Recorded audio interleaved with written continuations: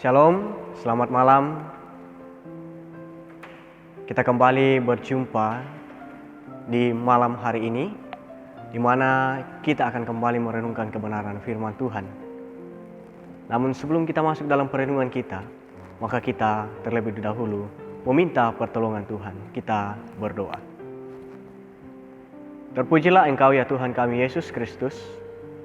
Di kesempatan malam ini kami kembali diberikan waktu di mana kami akan kembali merenungkan firman-Mu. Namun sebelumnya itu ya Tuhan, biarlah tuntunan Roh Kudus-Mu yang akan menuntun kami sehingga kami dapat mengerti, memahami maksud dari setiap firman-Mu. Inilah kami ya Tuhan. Kami berdoa di dalam nama Yesus Kristus, Tuhan dan Juru Selamat kami yang hidup. Amin. Tuhan adalah gembalaku. Ini adalah ungkapan yang sering kita dengar, bahkan kita sendiri yang mengungkapkan kata itu. Bahkan kita juga mungkin pernah melihat di sosmed kata Tuhan adalah gembalaku. Ini merupakan ungkapan sebagai orang-orang percaya bahwa kita menyadari bagaimana Tuhan terus memelihara kehidupan kita. Namun, apakah ketika kita mengungkapkan kata ini, kita menuliskan ungkapan ini bahwa Tuhan adalah gembalaku, apakah kita benar-benar mengungkapkan itu, mengucapkan kata itu sungguh-sungguh dari hati, atau hanya sekedar ungkapan saja tanpa kita memahami apa maksud dari kata ini? Kita boleh melihat bagaimana seorang pengembala itu. Dalam Alkitab dikatakan bahwa pengembala domba. Tapi kita bisa melihat di kehidupan kita sehari-hari, di sekitar kita, di lingkungan kita. Ada orang yang mengembalakan kerbau, ada orang yang mengembalakan sapi, bahkan kambing.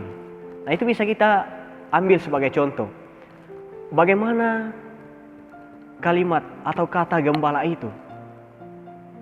Bagaimana perilakunya kepada setiap ternak yang digembalakan? Yang pastinya kita bisa melihat bahwa ketika matahari sudah mulai terbenam, maka pasti seorang gembala itu mengambil ternaknya, menuntun masuk ke dalam kandangnya. Dan ketika matahari terbit, maka seorang gembala itu akan mengeluarkan ternaknya itu, menuntunnya ke tempat di mana banyak rumput, terdapat banyak makanan yang berlimpah, bahkan juga di tempat yang ada airnya. Ini menandakan bahwa kata gembala itu betul-betul adalah suatu tugas yang begitu mulia. Bahkan kata gembala ini bukan hanya sekedar gembala yang seperti biasanya. Tapi kata gembala, kalau kita mengungkapkan Tuhan adalah gembalaku, itu menandakan bahwa Tuhan adalah pemelihara kehidupan kita. Sebagaimana dikatakan dalam Mazmur, mari kita membuka bacaan kita pada malam hari ini. Mazmur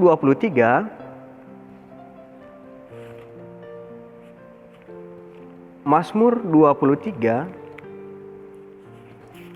dikatakan bahwa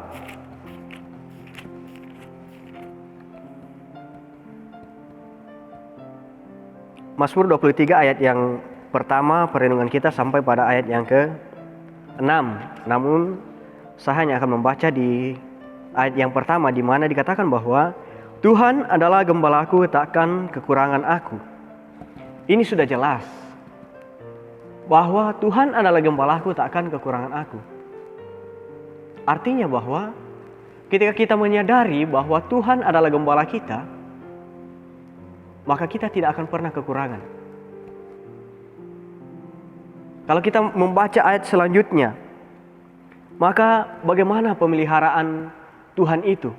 Ini adalah ungkapan Mazmur Daud. Bagaimana Tuhan betul-betul memelihara kehidupannya. Bagaimana Tuhan itu sebagai seorang gembala dalam kehidupan Daud. Dan ini juga berlaku bagi kita sebagai orang-orang Kristen yang percaya kepada Kristus. Bahwa Tuhan adalah gembalaku, maka Ia akan menuntun kita, menyertai kita dalam setiap perjalanan kita. Bukan hanya dalam perjalanan, bukan hanya menuntun kita, bukan hanya mencukupi setiap kebutuhan kita. Tapi Ia juga akan menopang ketika kita dalam kelemahan tubuh, ketika kita dalam pergumulan.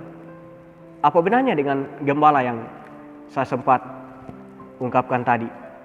Kita juga bisa melihat bagaimana orang yang mengembalakan kambing atau sapinya. Ketika ia melihat ternaknya dalam kelemahan, mungkin ia sakit atau bagaimana, maka pasti reaksi dari seorang pengembala itu pasti akan mencarikan obat supaya ternaknya itu bisa pulih kembali.